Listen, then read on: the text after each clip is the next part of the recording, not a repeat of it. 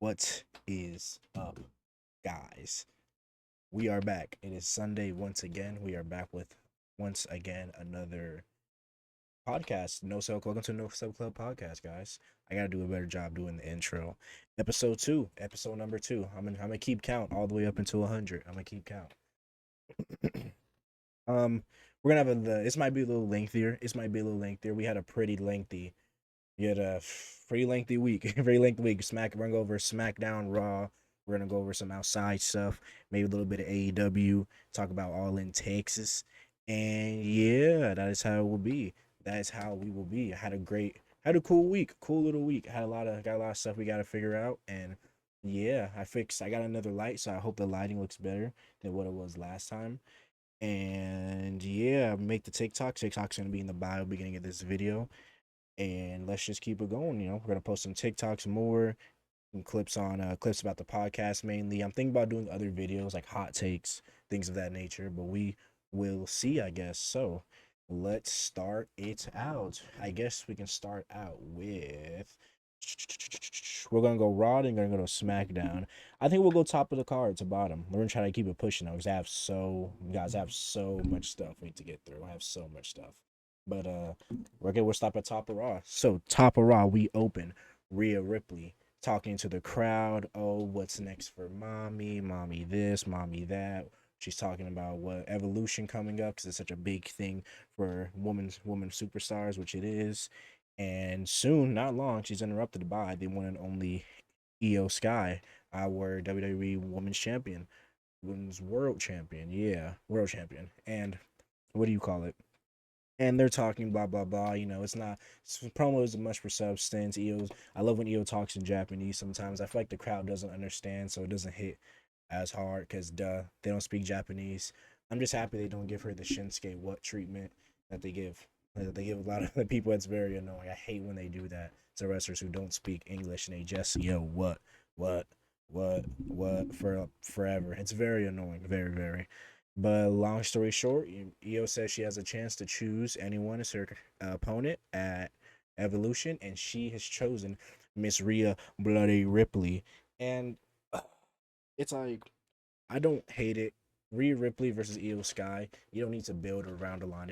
Evolution is in a week, guys. From right now, where I'm recording this on the 7th, it's not long. It's not long, guys. It's a week. It's only gonna be a week build, but there's not much to build there. There's not much to build. They already have a relationship. They have chemistry. They have history, and it's not. It's safe. I get why. I get it. I can't really think of anyone else they could have put here. You know, so it's not a big deal, I guess. It's like, it is what it is. It's just how it is. It's just how it goes. Rhea Ripley, Io Sky Evolution should be a great match though. They've never had a bad match. So, who's gonna win? I really hope it's Io Sky because I was really thinking we were going to get Io Asuka, but maybe it's Io Asuka at SummerSlam, which would be better. So that's okay as long as we get Io Asuka at SummerSlam. And by the way, sidebar: Asuka is not on the Evolution. What do you call it? What's that called? Poster. She's not on the poster. So maybe she's in the battle royale and it's a sneaky participant thing. I doubt it because I'll talk about the battle royale after this. So honestly, but yeah, because they were teasing it and I was here for it. Maybe it was from Io versus Kyrie, but it's looking like it's gonna be Kyrie and Asuka in the tag division once again, because they don't have any women's tag teams. And speaking of that, believe it or not, I saw a report that they are considering bringing back the Iconics. And I don't know if anyone remembers the Iconics. It was kind of COVID time. They weren't bad. The Iconics were a good heel woman tag team. They were good. They were good, especially now when they can see they fired every single actual women's tag team. The KC2, the Meta Girls, and who do they have now? You can't even say the Y6 is just Nikki Cross. The Secret Harvest, cool, and then the new Judgment Day, I guess. The Judgment Day. Liv Morgan, Roxanne, and Raquel, and it's it's a real problem. They don't care about the women's tag team division. I'm honestly at a point. Just get rid of the belts. That's how I feel. Get rid of the belts. I'm over it. I don't think they care about the belts enough to sit here and build a proper anything around them. They're just a prop. They're a prop to sit here and say someone's a champion, so they should have more credibility.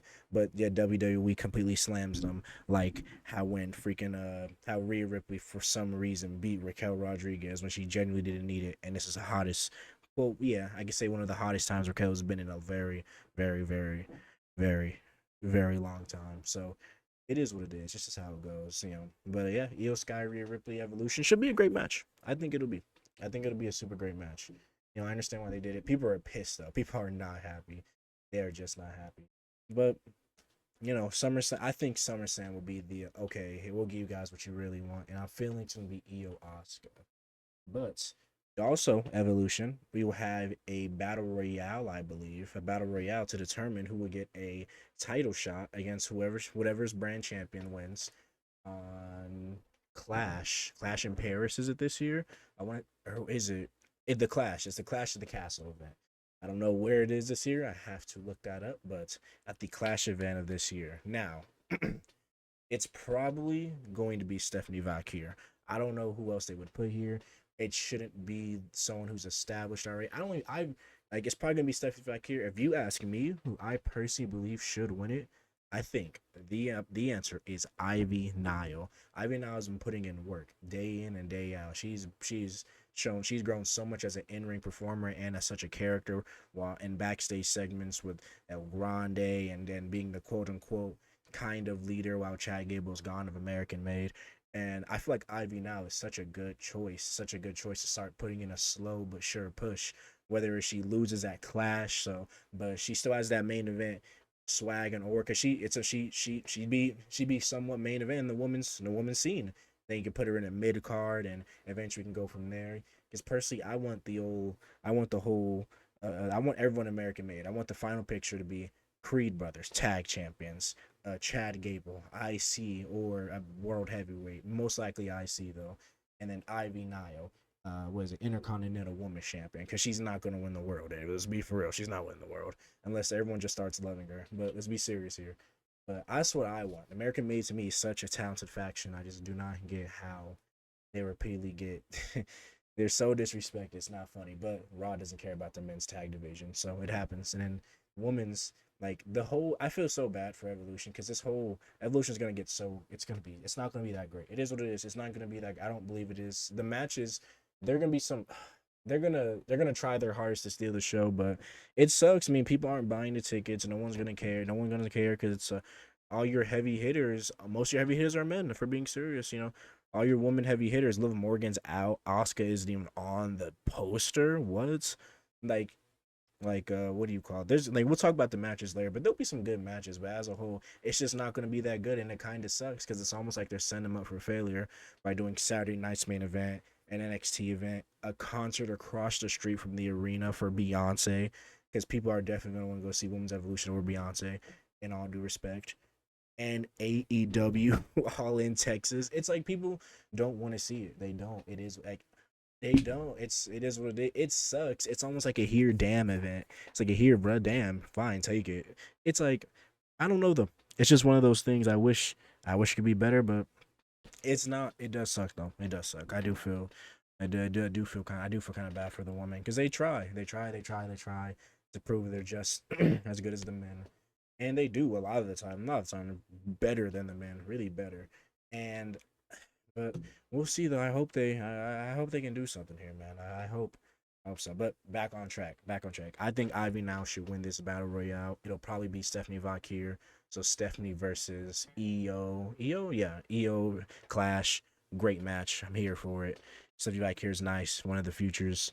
I like Stephanie Vakir though. She's cool. I like Stephanie Vakir. Who doesn't? And no, she hasn't been seen for a minute. She's doing these commercial segments, and you never like to see that with someone. Is you never like to see that on anyone because it usually means they're testing the waters, but they don't have any actual plans for this person. So I I'd say I can honestly predict right now it's gonna be Stephanie Vakir, probably like a Julia because unless she's defending the title, they haven't announced it. If she's not defending, they'll probably a Julia. I genuinely do believe Ivy Nile is gonna be like one of the final competitors, one of the hold on, she could actually win this people for this, and I would love so. I really love so. I don't know. I feel a lot of potential. That is I don't know. It's like one of those weird personal favorites who hasn't done a lot, but you're like, nah.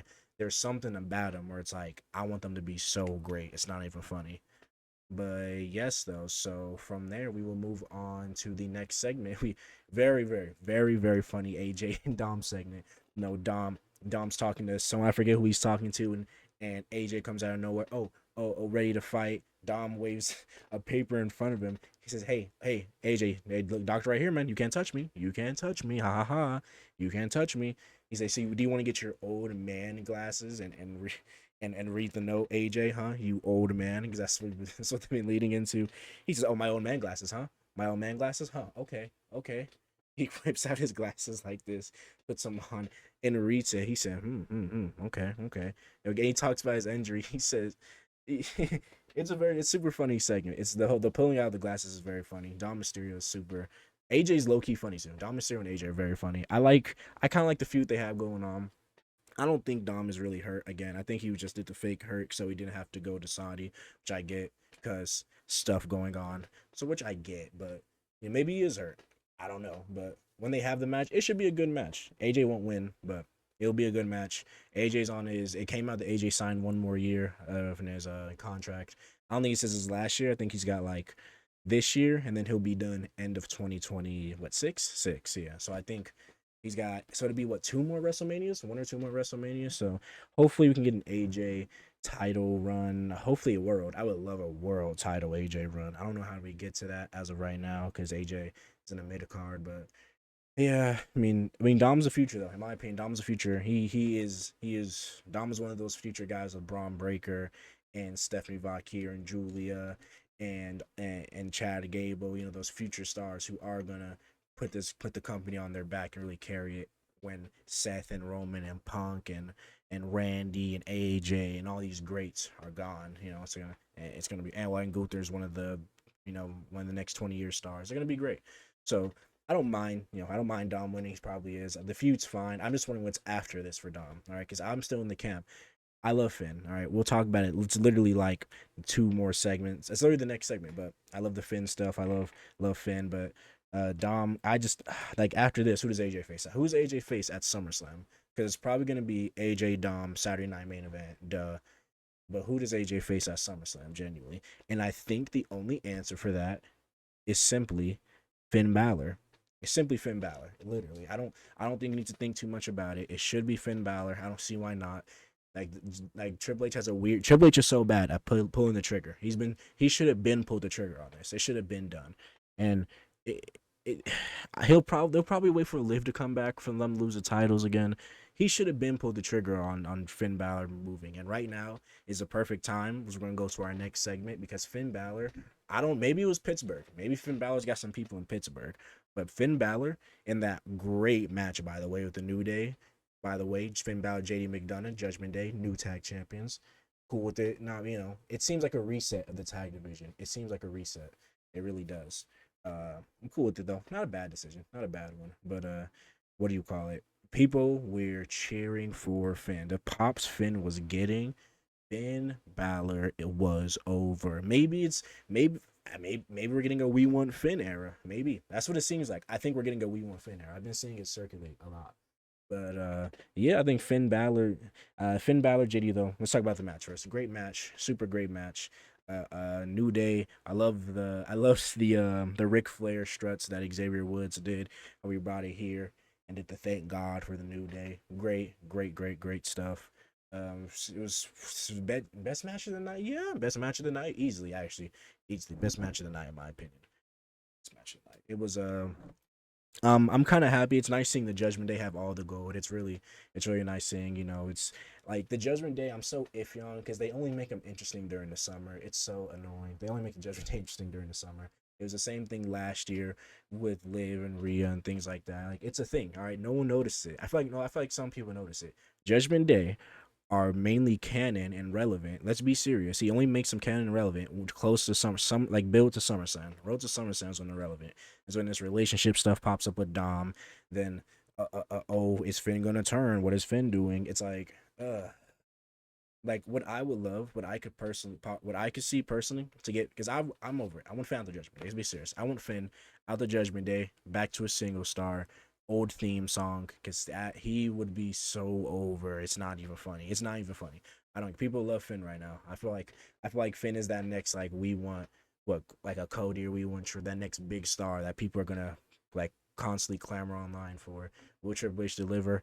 Probably not. But that's what I feel like that's the next star. People are gonna really, you'll be really able to tell how much people love Finn. You'll be really able to tell. But he's got a title, so I can't complain. Finn is a champion in WWE. Tag champions doesn't matter. He's still a champion at the end of the day. So, you can only complain so much. But how I think they should do it, all right? Because I think Dom should go behind Finn's back and bring in someone, or bring in one or two guys, because JD and Finn are locked. JD is only in Judge today because of Finn. All right, Damien didn't. I don't know if you remember that. Damien didn't want him there because JD and Finn are. They're literally, you can't separate JD and Finn. You just can't. It's one of those. It'd be weird. It'd be weird for JD and Finn to beef. It'd be. I don't get the point of it. I don't get the point genuinely. But yeah, so I think what they should do, Dom should bring in two other people, or maybe one, maybe JD turns, but he should bring in one or two people to take out Finn and JD. And after they lose the titles, of course, they're gonna lose them soon. They're gonna lose them eventually. I hope to American Made, hope to the Creed brothers, but we'll see. And it'd be like, oh, and he kicks Finn out. He kicks Finn out. He'll get a. Then it'll be like, oh, Roxanne's with what's his name, Dom now. So Dom, it'll be, oh, you're supposed to be on my side, Roxanne, but she betrayed him. Dom betrayed him. Maybe even JD betrayed him. Raquel betrayed him, and all these things. And then that's how I'm seeing it. And then it'll be Dom, Finn, IC title. They can have a nice lengthy feud for the title. Finn can become more not world singles champion again. That's how I see it. Probably not fantasy booking. I probably didn't even make any sense what I said. I don't know who the two superstars would be to take out the JD and Finn. It's NXT guys, duh. But who can just join the Judgment Day? Maybe a tag team. Maybe a tag team already. Like, I don't know. Maybe Briggs and Gents. Nah, not Briggs. Nah, not Briggs and Gents. That wouldn't make any sense. But they can figure it out. They got it. But that's what I think is after. But yeah, segment though. AJ Dom gonna have a great match whenever they have it. Nothing's been announced yet, to my knowledge, but it'll be dope. It'll be a dope match. I'm excited for it. I'm excited for it. Like I said, Dom, the future. Whatever. Hopefully, whatever we get left of AJ is just pure peak. It's just peaking up, straight peak. All right. Hopefully, we get AJ versus Punk. Ooh, AJ Punk will be fire. We need it. One nice one-on-one. And then next we can do Becky and Lyra. Was it Becky and Lyra? Oh, Bailey and Lyra. My fault. We got the Bailey and Lyra backstage segment. They're bickering, arguing back and forth. I didn't even know if I wanted to cover this honestly, because it's pretty typical stuff. Oh, you think this is about you? Oh, well, Becky's mine. No, Becky's mine. She took me out at SummerSlam. No, Becky's mine. I lost my title to her. Blah blah blah blah blah blah. Adam Pearce interrupts them and makes a match. We make a match for the two of them together tonight. And the match itself was not bad. It was not a bad match. It was a great technical match. It was a great one. Super good match. The crowd though, so the crowd was so horrible crowd. Horrible. Pittsburgh was such a bad crowd for this match. It seemed like the only pops they had tonight genuinely were fair. They didn't even have pops for Penta like that. It was bad. They had pops for Jey Uso when he came out at the end, which we'll talk about later, and they had pops for Finn. That was it. This was a really good technical match though. I feel like you can always use a good technical match. These two have really good chemistry. The no crazy spots are like super whoa, but ends in a double DQ, duh, because none of them can really afford to take the loss right now. Can't really do that. If one were to take the loss, it had to be because the other one cheated, and I don't think they're gonna turn Lyra heel, duh. And Bailey's kind of in this weird place where she's half and half, she's a little anti-hero type thing. She just wants a title shot. She just wants to beat up Becky, really. It's just all she wants to do is beat up Becky. But yeah, but we all know what got announced. Evolution on, I think it was yesterday or today. Adam Pearce announced it would be Becky Lynch versus Bailey versus the Valkyrie, Lyra Valkyria, for the WWE Women's Intercontinental Championship. Triple threat match. That's what we all knew this was going to be. Let's be serious. It's going to be that's going to be a banger. I can't lie. If Becky versus Lyra was a banger, I think this is going to bang. It's going to get bad. It's going to get bad. Oh my God. It's going to get, like, bad isn't good. It's going to be really good. And I'm really excited for that match. I think it's one of those matches on the card that are really going to, I genuinely do believe it has the opportunity to steal the show. I think it does. I think it has the opportunity to steal the show, honestly. And yeah, then we'll go into the Gold. So Goldberg they did a Goldberg hype package. It was cool, it wasn't much. They showed Goldberg. I like Goldberg coming out doing his old entrance through the where they knock on his door to the dressing room. Security would escort him to the front. I love that intro. I hope they do that Saturday night main event for the last time. It's one of the more all time. I think it's when it comes to entrances that have aura, it's one of the top ones. It's fire, creative, so creative. No one else really did it, so creative, fire. It's it's it's a great entrance. I can't lie, but the actual match itself, Goldberg just dominating, spearing, jackhammers, beating people within 5 minutes. Who's next? All that good stuff and things and stuff. And yeah, not much to talk. It was just a quick little thing, quick little show while get people hyped that maybe Goldberg can win this when he can. All right, so I'm just saying this. People think it's 1,000% Gunther. I don't know. We thought it was 1,000% Brock a couple times, and we thought it was 1,000% of the Fiend when and Kevin Owens and Goldberg's old ass came in and and did it, man. He did it. He did it, man. And so I don't take it off the table. Triple H is crazy. He's a crazy man. He could do it. He could TK. Maybe TKO could step in and say, "No, we want this." So you never know. Maybe it's in his contract where he needs to win one more title. You never know. So don't take it off the table. Just do not, because this man, what happens nowadays, I would not be surprised. Like if Goldberg, I don't think he should, but it don't. I wouldn't bet against him. In all honesty, I wouldn't. I don't have that type of confidence. I don't have that type of confidence. And what? So then after that, we had the Chad Gable. Okay, so my mic. So Chad Gable, comes out with this sling. Oh, Adam Pierce, like, good luck on your surgery, or good job. I hope it goes good. Chad Gable, thank you, things like that. And he tells the Creed brothers, they're like, what are we supposed to do without you, Chad? He said, show people that who you actually are. I'm tired of this potential talk. I'm so over it. Show people that you are the tag team on this roster. And he's like, and listen to Ivy, and was it Kathy Kelly, whoever came and interviewed them. Oh, what are you gonna do with Chad without Chad here? How do you feel about this, that, and the other? And and it's really funny because oh my, so we all remember, okay, we all remember that over Chad Gable, Penta hit him with a submission or his finisher, popped the short eye socket. Ludwig Kaiser in the background searching over. No one, they didn't address it, by the way. No one addressed Ludwig being like Michael Cole act oblivious, Adam Pierce oblivious, American Made oblivious. No one even like the internet wrestling community was the only one that acknowledged Ludwig being back. I think they were trying to be subtle, but they did a really shitty job. They did a really shitty job at it. They were not sold at all with Ludwig's kind of return.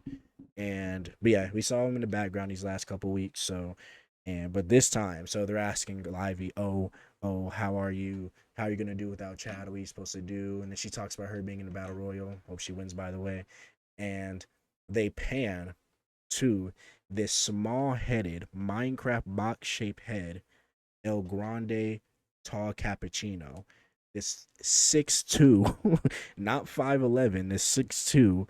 And how was tall is Chad Gable? If Chad Gable was El Grande, 5'10", 5'11", this man who is way, it's El Grande. It's El Grande. El Grande Americano is there. He looks at him, looks right, nods, walks off. And Brutus, yeah, it's Brutus. Brutus is they're all in awe. They're all confused. They're all confused. Like she's like, what do you guys have to say? Ivy tells them no comment, and they just walk off. So I don't know what the deal with this. Assuming that El Grande Americano is Chad Gable, I don't know what that guy kind of. I don't know who other guy could be. I don't know. A lot of people are saying Ludwig. I don't think so. I don't think we haven't seen Omos in a couple years. So maybe I don't know.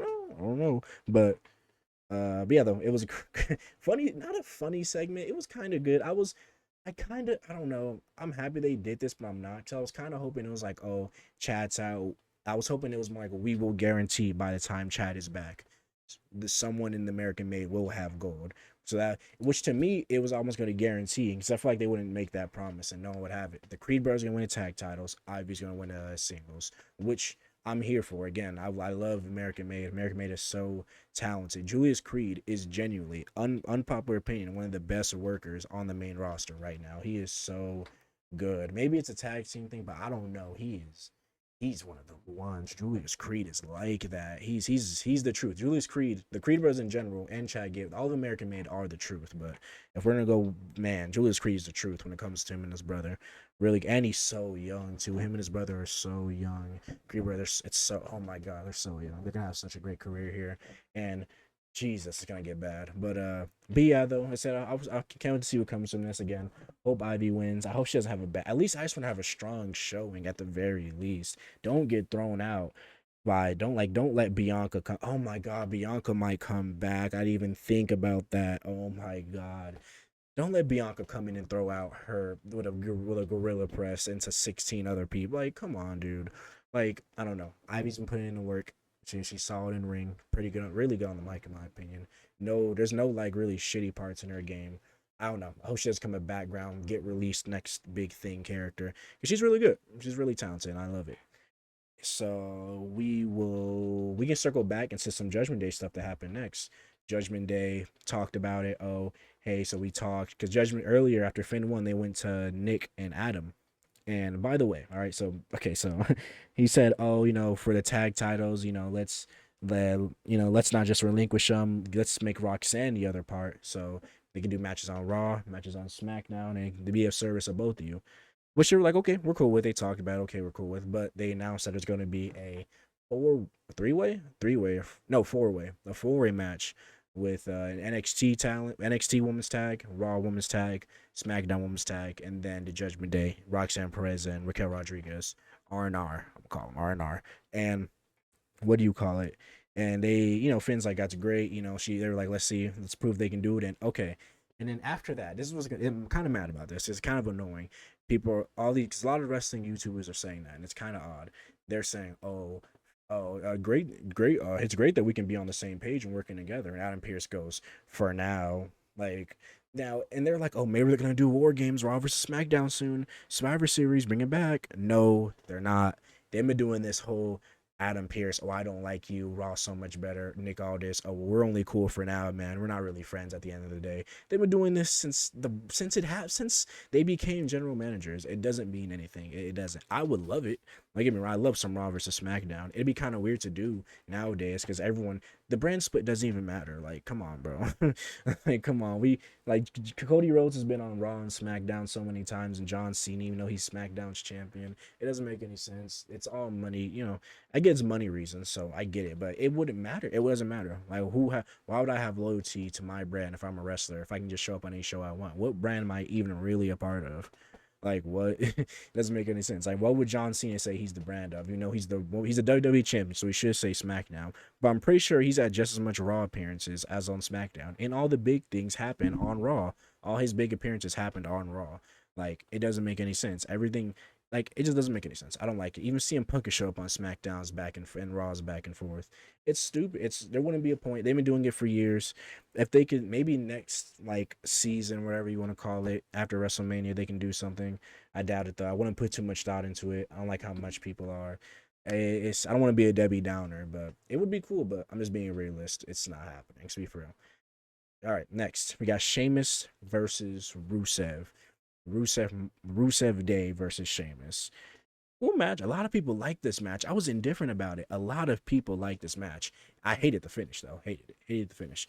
But yeah, meat on meat. Two big non-American boys going at it. I don't think this was the blow off match at all. No way this was. Oh, it'll probably be at SummerSlam, honestly. It'll probably have it's gonna be a stipulation match. It has to be like a no holds bar match or a street fight or what did he do with Pete Dunne? What did Sheamus do? It was what did he do? It was some kind of like breakfast brawl or some crazy match. It's gonna be a brawl though. It's gonna be a no. Oh, hold on, my fault, guys. It happens sometimes. Ignore that. But it's gonna be a great match though. Don't get me wrong. It's gonna be a great. It was a great match. I'm sorry, and there wasn't no crazy spots. There's the really. Sheamus and Rusev have pretty good chemistry. Rusev. It's just it's weird for me seeing a lot of people say they like seeing wrestlers that look like wrestlers. I'm if different about it. Rusev's return. I feel like people were expecting more. I feel like even he was expecting more. It's been cool. It hasn't been bad. I just don't see why do this whole American made thing, American outfit thing, and just to have him fight Shane. Like it doesn't. You could have just did straight up Sheamus. You could have had him attack Sheamus, like just straight up, and they could have went boom there. And then Sheamus's whole thing why he's fighting Rusev is because I don't like bullies. Well, he bullied you. If he attacked you, he would have bullied you. Like I don't know why they even. It was just kind of weird, but I don't mind it though. I don't think I don't want Rusev to come in and be the next world heavyweight champion. I don't think Rusev Rusev's always been like iffy to me. I don't know. People say Rusev should have been a multiple time world champion. I don't agree. Maybe once. Maybe once. He was over a lot at one point and pretty unstoppable. Rusev's cool though. Nice. Rusev's a really good mid card guy, just like Sheamus. Sheamus is a really good mid card guy. Who, if you put a mid card title on him, I don't think he would hate it. But I don't know. I feel like Rusev is just kind of the here to have good matches, and I don't think he'll win a title. I just don't think he'll win a title in his next little stint. I don't think so, which is okay. Not everyone has to win a title, and he's not over enough for people to clamor for him to win a title. It's not yet, not yet at least. Maybe something could change. Maybe they could bring back Aiden English and do Rusev Day again. I doubt it because I don't think they want people chanting Rusev Day, and so he's so over they have to give him a world championship. And man, I don't think they want that. They don't want Rusev to be a face of the company. They just don't. They don't want Rusev to be a face of the company. Let's be for real. Be for real with ourselves. But cool match though. I hated the finish. The finish was he in front of the ref. All this was in front of a referee, by the way. Took off the ring post, exposed the metal. He pulled Sheamus into it, exposing him, and which is stupid. The whole point is you do that. I thought that was illegal. So if it's not illegal, why does every single wrestler do it in secret and in private so the ref doesn't see it, but the ref saw it there, and it's really it's like an inconsistency. It's like a like it's bad. It's a really bad plot hole, right? Like he should have been disqualified right there. Should have been, because if anyone else were to do that, they'd be disqualified because you're not allowed to do that, and it's stupid. It's dumb. It's dumb. It's dumb. But I didn't like to finish it all. They did his matcha kick. I kind of missed the accolade, but I get why he didn't use the accolade to finish. I get why his match kick is easier to finish the match. A lot of people aren't using submission finishers like that anymore. Like even Oscar doesn't finish matches with the Oscar lock like that anymore. She does the Empress hip attack, which I like. I don't mind it. I don't mind the match kick or the, but you know, he'll probably do the accolade as like a more uh uh uh like he'll probably, if he wins at Saturday Night Main Event or SummerSlam, he'll do the accolade to win because it'll be more towards the end of the match. They're both tired and done for, and he'll probably do it against weaker opponents too. But cool little, cool. It was a good match though. A lot of people say match of the night. I don't think so. Judgment Day match is way better than this in my opinion. It just, I don't know. But a lot of meat on meat though. Great match. Sheamus can still go banger, banger, banger. Another banger. Give him an IC title. Make him a Grand Slam champion. Let's stop playing. Yeah. So then after that match, we had the Karrion Kross attacking Sami Zayn during his backstage interview. And this is the thing. This is the thing that I hate a lot with Karrion Kross and Sami Zayn stuff, or just Triple H in general. Triple H, I feel as if is so afraid to, like, whenever a heel has a big match, right? Main event match, Sami Zayn, Jey Uso, LA Knight. You always have to be attacked and like nerfed if they're gonna lose. And it's weird. It's always if they're gonna lose. It's always if they're gonna lose. And whether they get pinned or don't, it's always we have to do this big nerf on our baby face, and because we're afraid of them taking a regular pin against, and on top of it, it was against Braun Breaker and Bronson Reed, two guys who've already been built up to be these forces, these dudes, these dudes who can really beat anyone on the roster convincingly. Maybe more Braun Breaker than Bronson Reed, but they can beat anyone convincingly, in my opinion. At least to me. And I just don't like how they had to nerf. I like they're doing more Cross and Sammy stuff. Don't get me wrong. I love Karrion Cross getting more shine. I don't like how they have to what's the word? I don't enjoy how they have to do that. It's so weird to me. How they have to sit here and nerf Sami Zayn. So he has a reason to lose. He has a whole reason to lose. It doesn't make any sense to me. It's weird. It's weird. Why are we nerfing Sami Zayn? There's no reason to do that. There's literally no reason. But yeah, though, it happened, hit him with a metal pipe, and then I hate it. Like, okay, maybe I'm a bitch. Maybe I'm a bitch, but I don't know anyone on earth that gets hit cross baseball swing with the metal pipe. All right, wrap me up, ref. I'm back. I'm back and I'm better. Like, dude, I hate it. It's a bad like. It's not that he should have got written off, but man, like, man, maybe sell it more. Maybe come in like he came in like nothing was wrong. No, didn't even sell the ribs like that. It was he didn't come. I wish he would have came not hobbling, but at least like come to the ring kind of I can barely move. But no, he came. Penta ran up on him later. He got up normal. Yeah, though, like dude, I mean, it's cool. It's not the end of the world. I just don't like it. I don't like how Triple H always has to nerf his big baby faces so they can seem weaker. I don't like it. You can take a loss. I don't think Triple H should nerf his baby faces in a backstage attack or some kind of weird handicap physically to him because faces should be able to take a loss, especially when it's against credible heels like Bronson Reed and Braun Breaker. They're credible heels who should be able to beat these guys, and there's not an issue at all. There's nothing else to say. It's a fly in here. Sorry, but yeah, though that's just what I think. That's just what I think. I don't. It's not the end of the world. It didn't ruin the show or nothing for me. It was a really good Raw, but you know, is what it is. It's just how it goes. Shit happens. So next, probably the best, one of the better segments of the show. Gunther comes out promo against probably not against, but about Goldberg. You know, I'm really, I'm really happy. Got go. They really show how Gunther can really go crazy on the mic because Gunther on the mic against like Ellis, like Sami Zayn and Jay, is so funny. It's one of the funnier things to see. He'll go, "Hey, let's be honest, Sammy, you're not on my level, Sammy. Jay, you're not on my level." I like it's funny. Like Gunther can be funny, but he can really cook. I've always known Gunther can really cook on the mic because he has.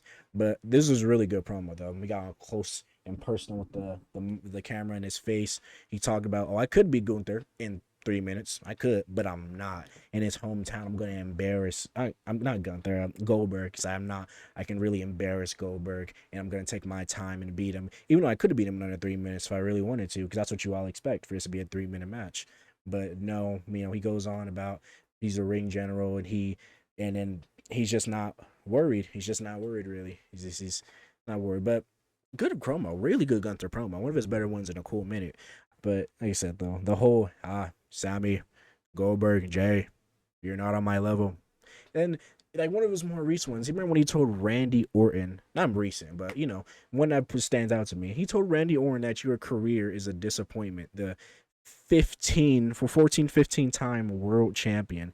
Randy, let's be for real with ourselves. Your career, it's a disappointment, Randy. It's so funny. It's so funny. Like, but I think it's not as it's not a big deal. He's really good on the mic. Gunther's is I'm not gonna say he's underrated. I feel like he's properly rated on the mic. People know Gunther could cook if they told Gunther to go out there and go cook somebody because he's a savage. But he's a savage. Gunther talks crazy sometimes. I'm not gonna lie. But yes though. So then that happens. Seth Rollins' music hits. You hear the burn it down. Comes out with this nice black and gold, sexy new briefcase. I love it. I saw somebody say that. What if every single time Seth comes out, he gets a new briefcase matching his attire, which would be fire by the way. If they did that, I would so much props. I'll buy Seth Rollins shirt if they did that. And that if every week he came out and it was a different color like briefcase, they painted it or whatever different to match whatever he's wearing. That would be super fire. I have no idea. But he came out, Money in the Bank promo. I am a visionary. I am a revolutionary. I am Seth freaking Rollins, Mr. Money in the Bank, and just talk about having it, things of that nature. And people were chanting CM Punk, CM Punk. It was a typical, man, Money in the Bank winner comes out, gets interrupted by whoever they're beefing with. I'm surprised 7 people didn't come out and beat up Seth. Because Seth is beefing with, let's go down the list. He's beefing with Gunther, CM Punk. He's beefing with LA Knight. He's beefing with Cody Rhodes, John Cena. He's beefing with Jey Uso. He's beefing with Sami Zayn. Penta. It's 8 people he's beefing. He's beefing with 8 people, which I don't mind. I love it. He's the workhorse. I love Seth Rollins. He's so underrated all the time. But man, he's beefing with 8 people. I'm surprised 8 people didn't come out there and whoop his ass. But Punk interrupts. You hear Dakota personality, and they're fighting and they're going at it, and it's really fun because Gunther's just kind of back there chilling. You know, this is good. Get him, Punk. Get him.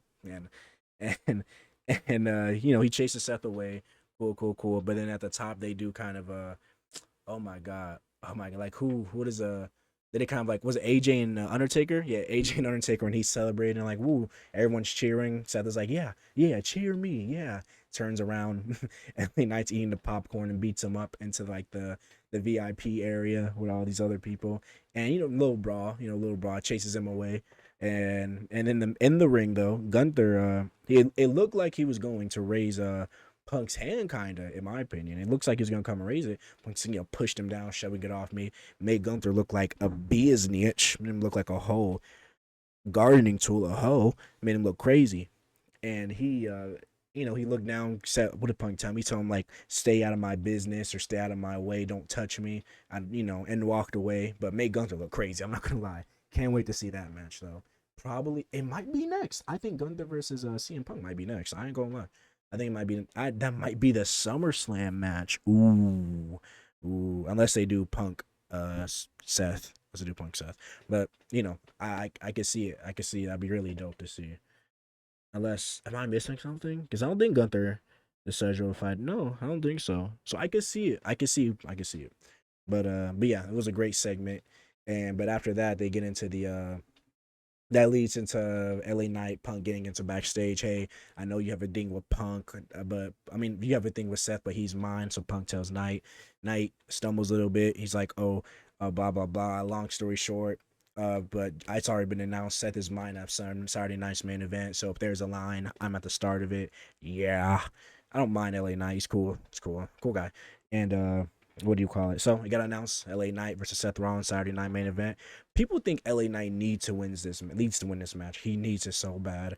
God, without letting like people say that about every LA Knight match. Though. People say LA Knight needs to win every match. I don't. He can lose. He can lose. Yeah. LA Knight has the top five most wins in all of the WWE this year so far. He only has like three losses. It's like three losses. Believe it or not. Like and like I saw the stats the other day. He only has top three most wins. He doesn't need to win every match, especially how people are talking about Seth and how weak he is and how his weakest faction is. He could afford to lose this match. It's Seth Rollins. Losing to Seth Rollins isn't like a whoa, he's trash. They're burying him, they're feeding him. Like, no, what? It's Seth freaking Rollins. Like, what? Come on. Be serious with yourself. But yes though. So we're towards the end of it now. We had Sami Zayn again, the Sami and Penta thing earlier. Oh, let's get out. Are you good, brother? He gives him the zero miedo. Sami Zayn and Penta versus Braun Breaker versus Big Bronson Reed. They need a name. It's probably gonna be the future. Hurry up, WWE, and figure that out. They need a name. And but yeah, Bronson Reed, Braun and Braun Security versus Sammy and Penta. Great match, great match. Like I said, you guys know about me. I love me some Braun Breaker. I love hearing the dogs bark whenever he goes crazy. I love it so much. Penta was a little, I don't know. Penta's like weird when he first because he doesn't botch a lot, but at the same time, I feel like he gets over excited almost. He gets like over excited when he does his moves. So some of his moves look sloppier than what they should be. It's like it's weird. It's weird. It's weird. It's weird to describe, but he's not that he's bad in ring, but it's weird. He had a couple messed up spots at the beginning, but doesn't matter. You gotta figure it out. But great match though. Great match. Seeing. I like the part where Seth and not Seth, Sammy and Penta, they're walking to the ring. They do the top cone helo over the top rope to takes both of them out. What do you call it? I'm really happy at the ending of this match. I'm really happy Braun and Braun Security won. I feel like they didn't need it, but I think they needed it because I feel like people are not feeling it. People feel as if Bronson Reed and Braun Breaker have been nerfed to another degree when I just don't see how. I don't see how they've been nerfed. They're just lackeys now. They're not strong anymore. They're not making them look strong, which is a crazy thing to say to me. Okay, Bronson Reed and Braun Breaker are they're still it doesn't make any sense. Every big star goes through a point in their career of being a lackey, and while being a quote unquote, I guess you can say a lackey, a henchman, a side character, a goon, whatever. While the main star looks strong, it's how it is. Evolution. Randy Orton looked like trash. Batista looks like trash. Even Ric Flair was getting beat up while Triple H was running it.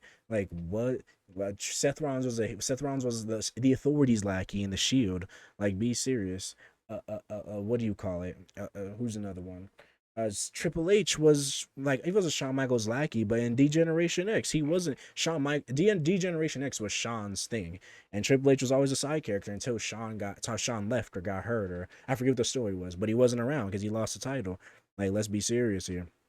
Like what all the big stars go through being an underling of some sort. It's just how it is. Randy Orton is one of the greatest of all time, and he started as the fourth best guy in the group. Like what he was behind Rick. Nah, he was third. He's better Ric Flair, but you know what I mean.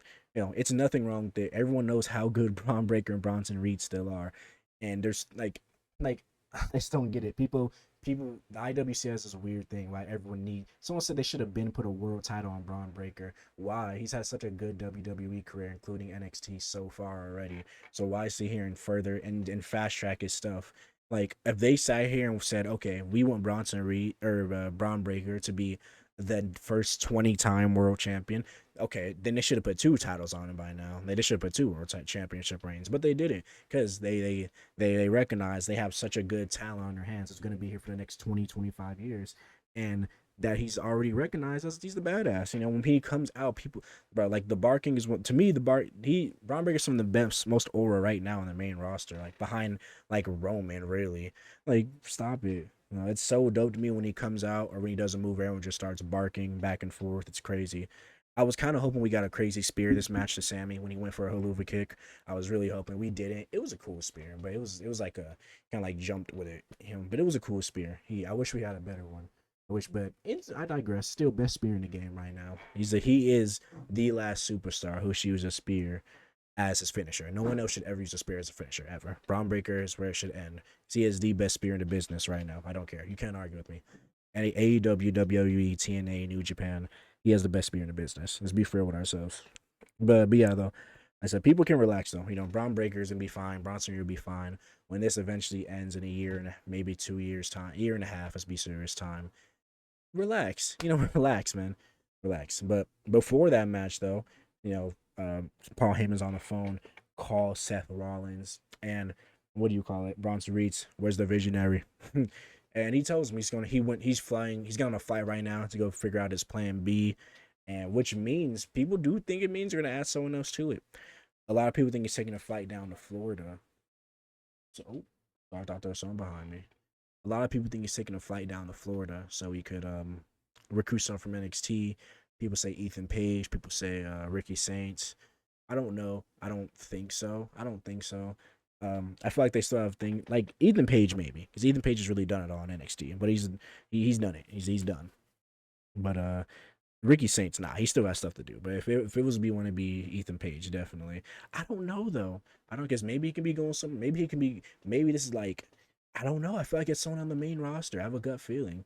I don't know who, or maybe it's a new signing. Because I know they're trying to bring back a couple people. I don't think it's Ricky Saints or Ethan Page though. I don't think so. I think that's what I think that's what they want people to think, and it's someone else. Maybe it can throw a curveball and do Obafemi. Maybe they can curveball. It's crazy and do Obafemi, which would be wild, by the way. Obafemi, Braun Breaker, Bronson Reed. Oh my God, meat on meat on meat. Pause. but uh, but yeah, though that's what they said. Braun Breaker's the plan is to go out there and smash anyone in my way. Oh, oh, oh, oh, oh, oh. But yeah, great guy, great match. It was a really good match. Cool guy. One of the third best match of the night for me. But the Raw in general was pretty good. Pretty good Raw. So we will start talking a little SmackDown, a little bit of SmackDown. So we get SmackDown opens up. Jacob Fatu attacks. What do you call it? Solo and his new. I'm not gonna say their name yet. We'll talk about it later. But Solo and his and his group pulls up in like um a Mercury or some. It's the most random car ever. It's not like usually they have those black Escalade, whatever, those black cars that the Bloodline used to roll in all the time. Roman and them rose in.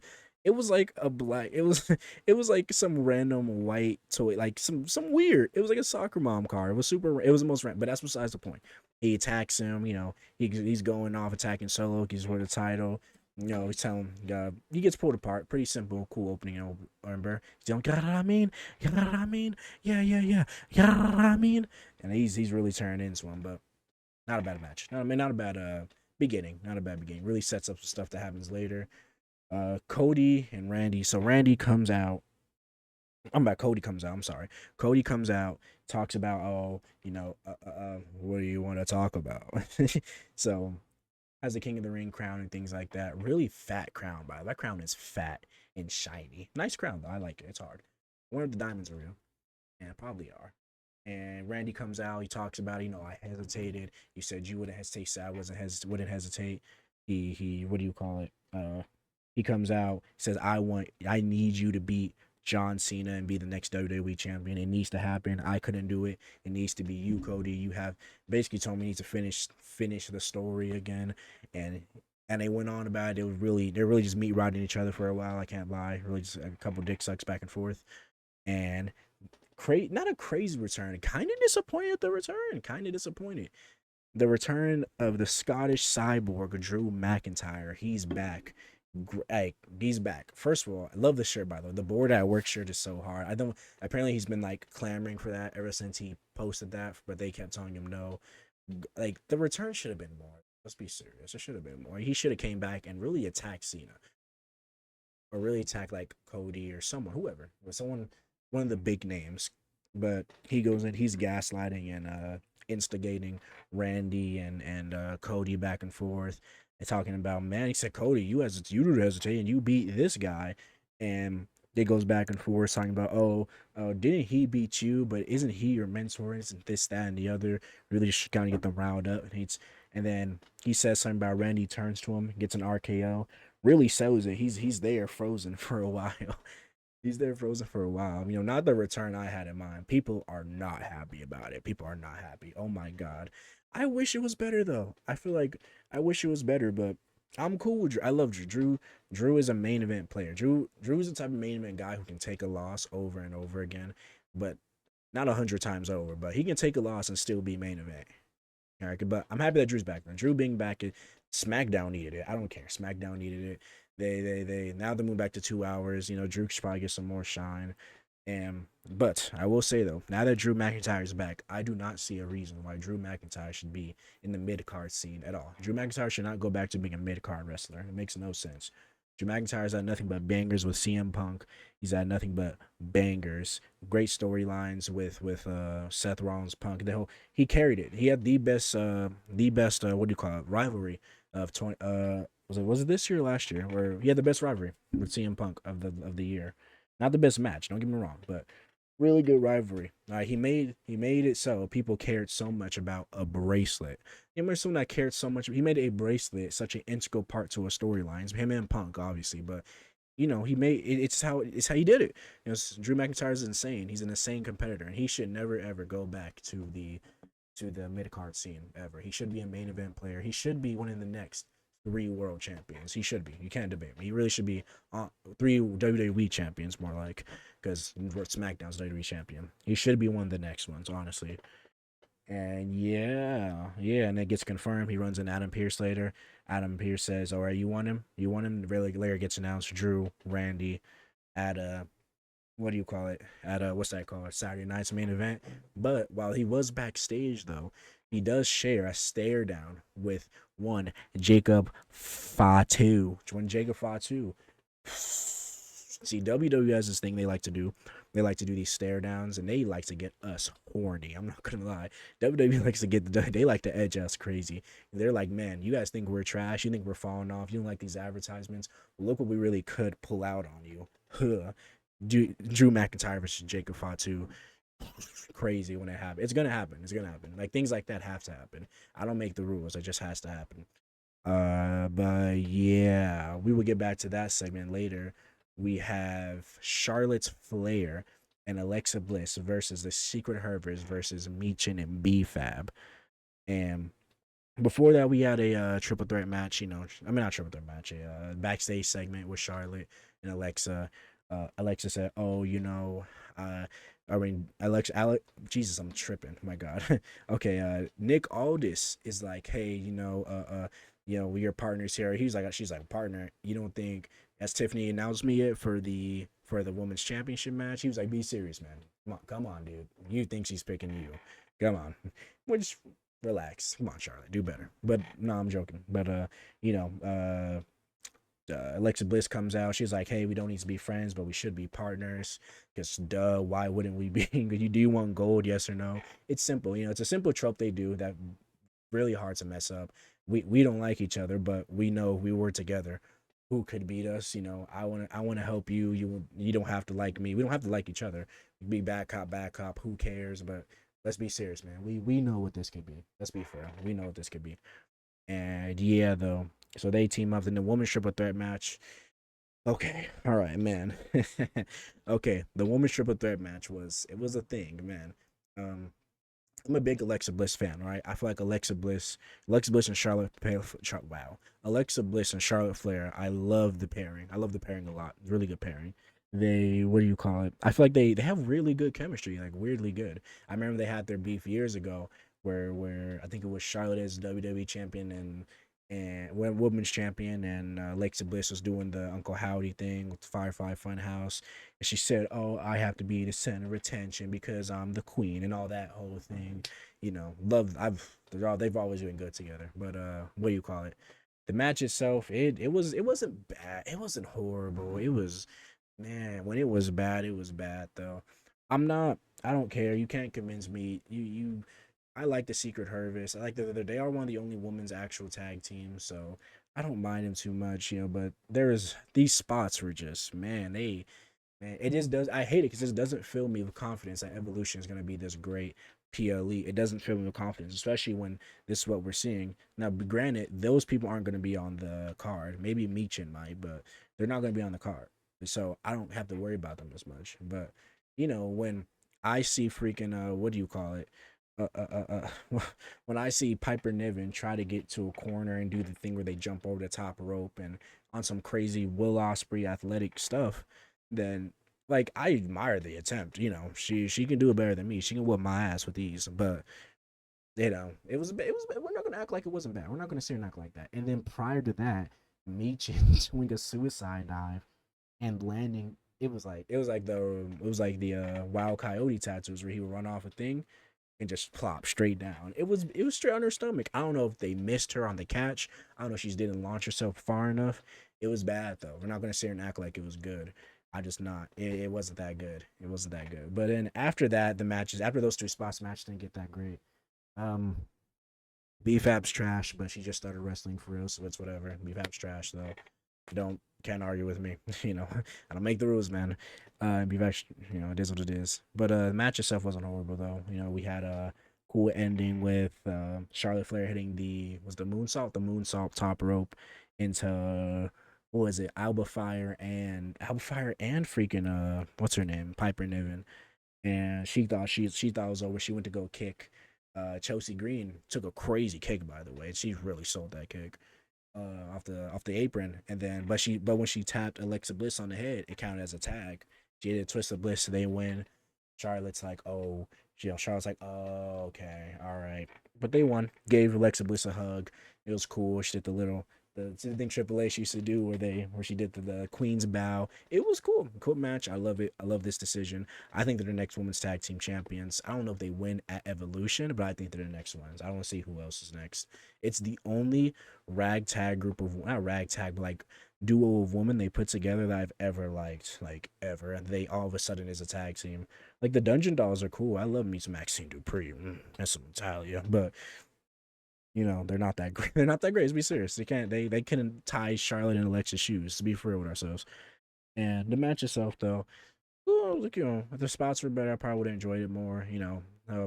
I don't know what Meechin. I don't. Meechin was in the U.S. title picture. I don't know why delegate her to the tag team division. It doesn't make sense. Just because you guys do a bad job at needing more people. Meechin. People were over for Meechin. People said Meechin should have been the one to win the U.S. title at first, along with like Zelina Vega and Chelsea Green, and she had the matches with Chelsea Green. Maybe they weren't impressed by her in the back, but I don't see why Meechin has just been delegated to the tag team division because you guys do a bad job of making actual women tag teams, and you fired two or three of them that you actually had. Like, how do you fire three of them and then sit here and have to delegate single stars into the tag team division that you don't even care about? You're setting them up for failure, and I just think it's weird. My fault. I said, but yeah, you're setting your woman stars up for failure, and I just think it's kind of odd. I don't like it. That's me though. That's just me. And yeah, though. But yeah, so next, we had the tag match at the White Six versus one member of every team that was arguing in the back, being Gargano Berto, Montez Ford, and Chris Sabin. And okay, so I think this match really exposed some stuff about the Y6 philosophy on what's going on with them. Because the Y6, when they first came in, were such a really good team. The Y6 were a really good team. They have one of the best entrances. Like people say, they have one of the best entrances. They Presentation is great. Their whole aura was great. Their feuds weren't that great with American Made, and then with was it fan what were they called? Whoever Karen Cross's thing was called with the AOP. It was like Fallen Order, whatever. That's no, that's Star Wars. Whatever it was, whatever it was, But the AOP and Karen Cross and the Miz, their feuds or whatever. I thought my what do you call it? My thought for the Y6, what the plan was, they were gonna come in and invoke like justice, or they were gonna invoke their own punishment upon people who came and damaged families, because their whole thing is about family. It's people like a Seth Rollins. You destroyed the Shield, we're coming after you. Not Probably not Roman, no. John Cena, though, you turned your back on everyone. You wronged, and we must do you right now. People like people, people who just done bad. People who've done bad. Even like maybe even like a Jimmy, maybe like a Solo. People who came in and just really do done wrong. I thought they were gonna be almost like the Crusaders or Vigilantes of the WWE, which I would have loved. I didn't like them being tied down to a division or to a brand. I mean, either one. I hated it. I never liked that. I never liked them being tied down to a championship. It was the same thing. I think it was the same mistake they made with the Fiend, and a lot of people are like, it's different. I don't think it is though. Right? The White Six shouldn't like the Y6. If they were gonna be tied down to a title, I feel like they should have just waited longer. If anyone to me in the Y6 should have a title, it's not Uncle Howdy, but Bo Dallas. I think Bo Dallas should have a title, and then when needed, he'd be Uncle Howdy, almost like a Demon Finn thing, in my opinion. I think it's almost like that. I think it's bad that we. I don't like it. It's never worked, and it's clearly not working now. But besides the point, the match itself was cool. It was all right. Love me some Montez Ford. They were going, man. It was getting Montez Ford is a freak, man. The rumor, not the rumors, but the people wanting him to be a single star is gonna come back up soon. I'm calling it. It's gonna come back up. He's hey man, he is a freak. Jesus, love me some Montez Ford. But what do you call it? Cool little match. So I think the match didn't expose a Y6 in ring, but the Y6 aren't that. Like, and that's another thing about the Y6 to me. The Y6 to me don't have the in ring prowess to be the SmackDown Tag Team Champions. I'm not saying, I'm a firm believer that you don't need to be the best in ring worker in the world to be a champion. I don't think so. I'm not. I don't think so. I'm more a character work type of guy. But you have a tag team division. You have the best tag team division in all of wrestling. It is the best one in all of wrestling. And the White Six, you're building them up to be this one that can top all of them when they're not. You can't, like, they're just not believable enough to me because they're scary. It doesn't make any sense. It doesn't make any sense to me. I don't get how you can sit here and say that. But ending of the match wasn't bad. We had like the reason it was that's like let me start it. Ending the match, who did he hit with it? It was Sabin. I think it was Sabin. He pinned Eric Rowan, had Sabin. Sabin tried to tag in Gargano, but Rowan was looking at him. Gargano backed off because he's scared, and he hits him with an Iron Claw choke slam kind of thing, a slam, ends the match as his finisher. But this is my issue. It doesn't make sense to me how, since Eric Rowan got a pin, Dexter Loomis and Joe Gacy have a tag team title opportunity. Maybe it's Freebird rules. That's what I'm trying to chalk it up as. It doesn't make any sense to me. I feel like if you wanted one of them being the title match, you should have had one of them finish the match. Just how I feel about it. Like, I'm cool with them winning. I didn't think the other team was gonna win. It wouldn't make sense for them to win. Honestly, there are a bunch of teams who hate each other, who don't want this team to fight, who don't want this team to have the titles. That's the whole point. And what do you call it? But they have a tag team title map opportunity next week. It won't be that great of a match. If it's a great match, it'll be because the Street Profits carried most likely. Because I just don't think you can't, like, Dexter Loomis and Joe Gacy just aren't that great in the ring. They're not. They're like They don't, and on top of that, it sucks that they don't have crazy character development. They haven't all veered off and talked about why they're this animal and why they're part of the YSC. They haven't really done that. It's Uncle Howdy has character development, but they don't they don't speak. I don't think you can have a lot of character development if you don't speak a lot. You're not Kane. Like you're not Kane. Like Kane's probably the only one that can probably do something like that because he was so good at what he did. And but yeah, it was they have a title match opportunity next week. I really hope the Street Fight Profits pull it through. I do not want I do not want what do you call it? The Y6 to be tied down by titles. I would just love if the Y6 went back to doing what everybody originally thought they were supposed to, is being like servers of justice and people who have wronged loved ones, whether that be John Cena, whether that be Seth. Who else is turned on? Seth Miz turned on a lot of people.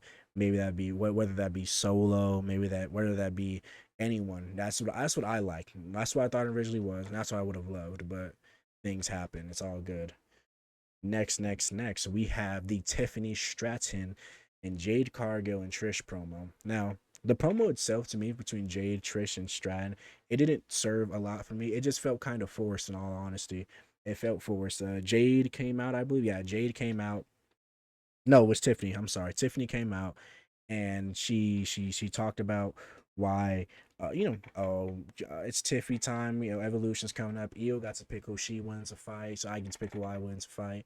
And I'm just thinking the promo itself didn't feel forced because you kind of needed to announce who she was gonna fight, but Jade coming out felt forced. Just she's like there just to be there. It didn't seem like a reason to have her there. There's literally no point. You could have this promo perfectly with Tiffany Stratton and Trish Stratus when she announced Trish Stratus will be the one to face her at Evolution, which should be a great match. It's gonna be a dope ass match. There was just no reason to have Jade there. Like there's no, and she didn't do anything. She didn't provide any substance to the conversation. It was just, oh, by the way, whoever wins, I'm gonna have at SummerSlam. It's like we know that. We all know that. You don't need to remind us of that. We all know that. It's a thing now. We all we all know it doesn't make any sense. It felt just kind of a way to put her on TV more and to put her into whatever's going on more. There was just no point though. There was just no point. I feel like she didn't contribute anything to the conversation in all my honesty. But I'm not a big Jade person. Maybe I'm hating. I don't think so, but it is what it is. It happens. And then next, what do we have? We had the Solo Sokoa not Vinya, but video. They had the video. Oh, they were talking about it. So you're gonna face, you want to face us. He said, this is no longer a bloodline. This is something way stronger. This is something in mind. The bloodline's no more. He said, this is my new group name. This is family tree. I don't know if they're gonna be the family tree. I feel like they're gonna be the family tree. It makes sense. But he says, this is my family tree. We are not a bloodline. These are the people. This is all that I need. This is everyone that I'll. This is. He really emphasized this is all that he needs. Like, cause we're still missing Tama Tonga, by the way. Tama Tonga is still the missing piece in all this. That's why that's my whole thing. So he's saying it's all I need. This is my family tree. We're no longer a bloodline. We are family. And cool promo. He said, "Oh, you two stay back. Me and JC will take care of it." So we set up JC and Solo versus Jimmy and Jacob. And by the way, I forgot to mention it. Jimmy came out, said, "Do you need help? Oh, I hear you need a partner tonight." Jacob said, "You ready to get in where you fit in?" Jimmy Yeet, yeah, I mean, pretty simple stuff. Family, real life family, teaming up. Triple H loves his Samoans. He love them, and not a bad match though. The match itself wasn't bad. The only problem I have with this match is I'm very surprised they had Solo get pinned. It doesn't. I don't see why Solo got pinned here. It doesn't make any sense. JC Mateo was perfectly there for the picking to get pinned. To have your U.S. champion Solo Sikoa get pinned by the guy he's fighting already, it's like it's. I'm not saying you're feeding him. It's just kind of weird.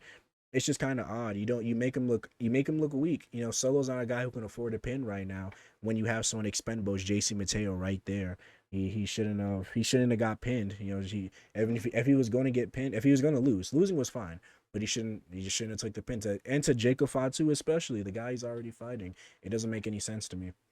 But obviously at the end we had some bloodline antics. What do you call it? We had what was it? What was it?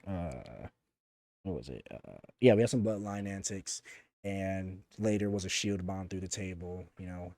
Tala Tonga and Tongaloa and Jason Mateo and so Sikoa, shield bomb Jacob Fatu, raise up the title, and feeding into this is gonna be the match and cool match though. I just didn't like that Jay Solo Sikoa was the one to take the loss, the pin here, not the loss, but the pin. The pin made no sense to me.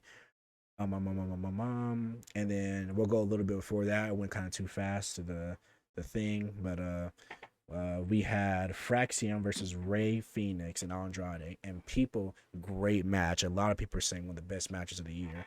Great match. They had Ray Phoenix and Andrade have really good chemistry. Really good. It's really good chemistry. It's a weird thing. I don't feel as if Ray Phoenix has the aura Penta has, is because he's gonna be compared to Penta as long until he gets back with him. It's just how it's gonna be, how to everyone in the IWC, including myself. But I'm really happy they're actually doing something with Ray Phoenix and not delegating him to the side like someone like a Dragon Lee who we haven't seen in God knows how long, or like any other lucha that's gonna come into WWE and think, man, like how am I supposed to do great when we have Penta here and and Rey Mysterio is still around for whatever reason, and we have all these things. I'm really happy they're doing stuff for Ray Phoenix though. He was advertised as this big signing who was teased for weeks, and he's actually being used. At first, I was kind of worried, but he's actually being used though on a big, what is the main stage for SmackDown, since the tag team division is so great. And great match though. Fraction's a really good team. And Fraction's a really good team. They're really nice. People were mad they didn't pull the trigger on Fraction before. I kind of wish they won this, but nah, I get the vision. I see the vision. They're strengthening the tag team division with Ray Phoenix and Andrade, and I love it. Because they could send them over to Raw, but what would that do, genuinely? It would do nothing but mess up their momentum. Because one, Penta is on Raw, and it would just, oh, why are you not with Penta, Lucha Bros, Lucha Bros, Lucha Bros? They're keeping them separated for now. And Raw's tag division just isn't. They're just not. I don't think Raw's tag division is worthy of Ray Phoenix and Penta right now. I don't get the whole thing why we should send them over when Raw's tag division can't even make a coherent 4 week storyline that people enjoy. I feel as if you almost have to earn getting a team of that level. Not that they're this great team, but a team of that level to Raw, because they will go over there and be washed away by everything else, because they're just not a tag team show. It is what it is. They're not a tag team show. They're focused on singles competitors, and it's just how the things go. So I wouldn't want them to be in Raw anyway. I feel like SmackDown's a perfect place for them. All right, if you don't want to go literally NXT would be better than them than Raw. Literally NXT wouldn't make any sense to put them on Raw, in my opinion. But great matches. Great match though. They came out with the W. I love Ray Phoenix is so good in the ring. He's so really good. So was Andrade. I'm happy Andrade is getting his shine too as another. He's because he counts as a luchador. Andrade counts as a luchador wrestler. Same thing with like Adam. They're all luchador wrestlers. But I'm happy they're getting put on the main SmackDown stage. And they're really out there. I like Andrade's really talented. He just can't get over with the crowd. That's Andrade's whole thing. He doesn't have the aura. He doesn't have the aura. Andrade doesn't have aura, and he just can't get over with the crowd like that. So I'm really happy they've been put in this position, though. I'm really happy they are. It could have been way, way, way worse. They could still be on singles and rotting and catering and horrible things. But great match, though. Great match. Great match. What else happened before that? We had Naomi attacking Jade with her new caution tape briefcase. Hard, by the way. I love this whole caution tape and razors and the hair thing Naomi's got going on. It's so dope. A lot of people think Naomi's super cringe. I don't get it. Naomi has potential. If we're gonna go woman heels in WWE right now, Naomi's a top two. The only one I'd say is better is Becky. Like as a heel, like character work and all these things like that. Becky's the only one you can say, and even then, I think it's close. It's 1A and 1B. Naomi is such a good heel, and I think she has the potential to be the best heel in. You can really say the best heel in the company. I don't see she has all the tools to be there. She has the feud with one of the bigger baby faces. She has a Money in the Bank briefcase. She has a direct line to take over the women's division by having the title. I don't see how you can sit here and say Naomi isn't one of the best. Isn't have the potential to be one of the best women's heels, one of the best heels in the company, in my opinion. You know, unless you don't like her, then to each their own. It's okay. It's all right. It happens. Yeah, happens. It's cool. What else do we got going on? That is all these SmackDown and Raw things. Another thing we could cover. Okay, one thing I saw like an hour ago before I even recorded this. So Jacob Fatu he put out a song with Rikichi, and People say it's whatever song, but Jacob Fatu was caught using the N word in the song. Now, I don't, it's a word. I don't think he should be using it, but people's knowledge online really bothers me because people are saying, "Oh, are you gonna tell Jacob Fatu not to use the N word or Roman when he used it?" No, I'm not, but I shouldn't have to though. That's it's or he's just gonna kick your ass, man. You see Jacob Fatu, he's so strong and big, he should be able to use the N word. It doesn't make any sense. It doesn't make any sense. I don't think it's the end of his WWE career or anything, but I feel like he should know better as a as a professional, as a wrestler, as one of the top stars in a billion-dollar company. I feel as if he should know better, in my opinion. And people are really spit online. They're like, "Oh, you shouldn't." Just because The Rock's dad is black doesn't mean every Samoan is black. It's not how it works. They're people of color, yes, but they're not black. I think it's insanely bigoted how people say Samoans are black people when they're not. They're people of color. The Rock's dad was black. It doesn't mean Jay and Jimmy and Roman and the Tongans and everyone. They're not all black. I don't think it's that big a deal. I don't think it's the end of the world that he said the N word. But people are split. People are saying he's from Sacramento, so he should be able to say it. That doesn't make any sense to me. Let's just hold everyone to the high same standard. Because if Elton Prince were to be from the Sacramento and he said the N word and he was 5 inches bigger and 290 pounds of straight muscle, you wouldn't sit here and say, "Oh no, he can say it because he's from Sacramento." And who's gonna tell Elton Prince to not say the N word because he's giant? It doesn't make any sense to me. I think we should stop the bigotry and keep it consistent. Let's just keep it consistent, you know. But yes though, yeah.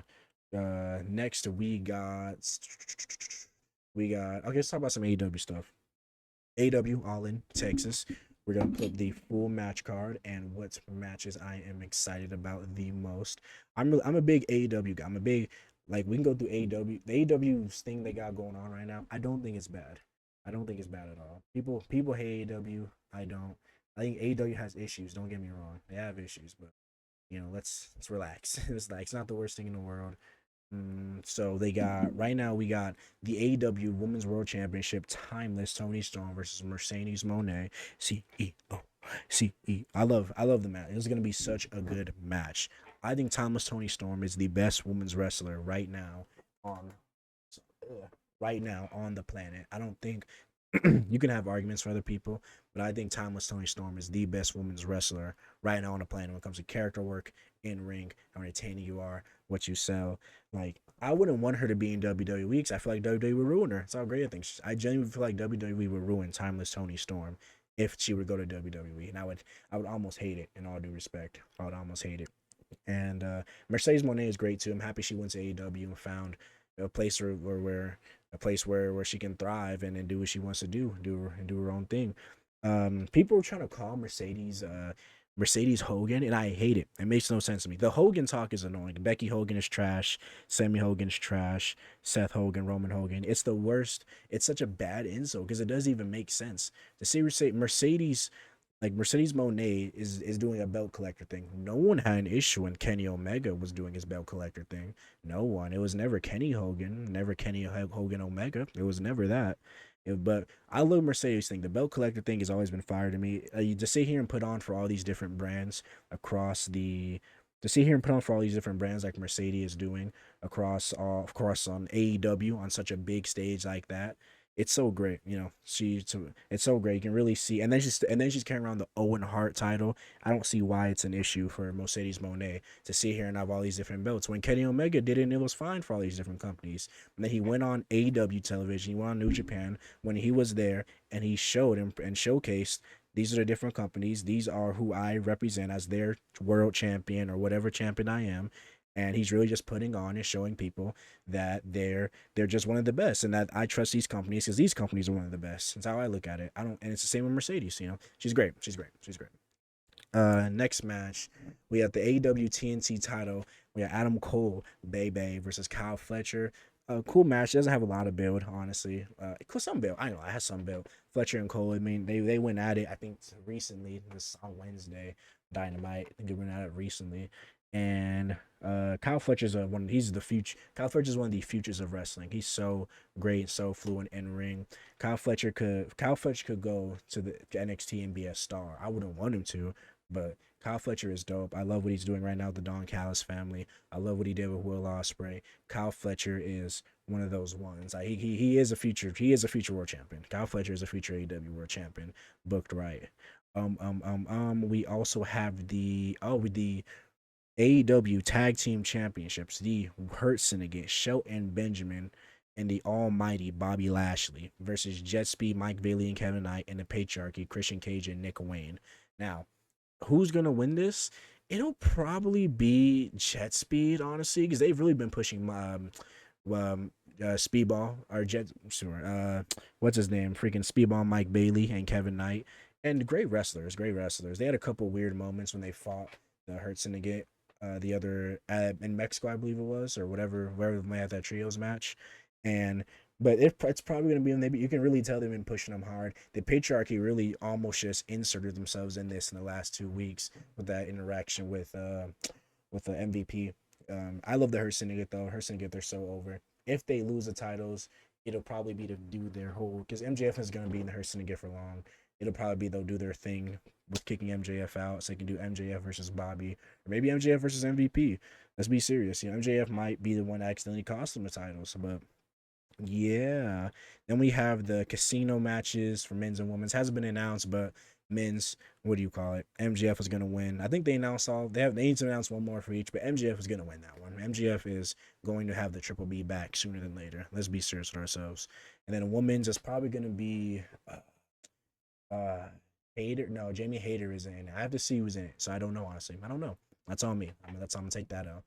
Next, we have winner takes all for the AEW Continental Championship and the AEW International Championship. Kazuchi Okada versus Kenny Omega. It is going to be, this is going to get crazy. It's going to be such a good match. Kenny Omega and Okada can have the opportunity, would have to steal the show. They have the opportunity to steal the show. There's not much to really say. There's two all-time greats, two legends in the business, two of the best in the world, best of all time, in my opinion. If you want to go all of wrestling outside of WWE, I think they will, and I think this is the match most people are excited about for this weekend, and it's going to be such a good, it's going to be such a spectacle. It's going to be so great. I hope we don't have any elite, what do you call it, interruptions. I really hope we don't.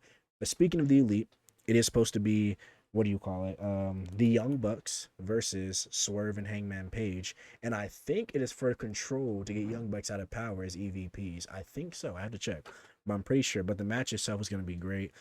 Uh, Swerve Strickland versus Will Ospreay are gonna so two of the best. I can't believe WWE let Swerve Strickland slip out of their hands. It's crazy. And then Triple H went and said Will Ospreay is afraid of hard work. It's a bad way to shoot yourself in the foot. They're two of the best. People Swerve Strickland is to me a top two. So he's top two, top three wrestler in AEW. Honestly, he in AEW is to me is where the better wrestling matches happen. That's my opinion. And something like All In is all that matters is that the matches are preem and great. Like WrestleMania has all the storylines that tie in, and so does All In. But AEW is more of this is where our best wrestlers wrestle, which is okay. I love it. I love it. I love it personally. But it's gonna be such a good match. Young Bucks to me are such an underrated tag team all time. Young Bucks are a top five tag team in wrestling all time. They put on some of the best matches. Indies, AEW, TNA, New Japan, ROH.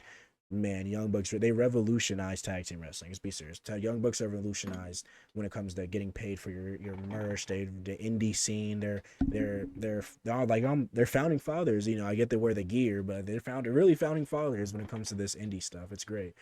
Um, then we have John Moxley versus Hangman Adam Page.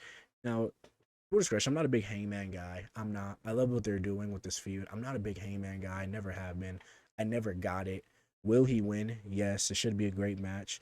I'm excited for it. It's gonna be like Cody versus Roman. It's gonna be a Bloodlines rules thing where this person's gonna come out, and this person, and this person, and this person, and this person. It's gonna keep going.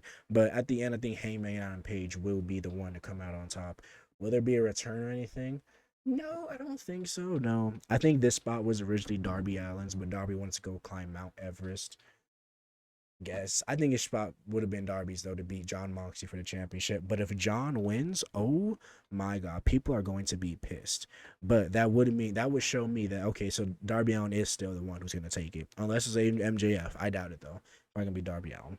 But man, if people do not like this John Moxley for not having the title and this whole Death Rider story, I love it. I personally love it.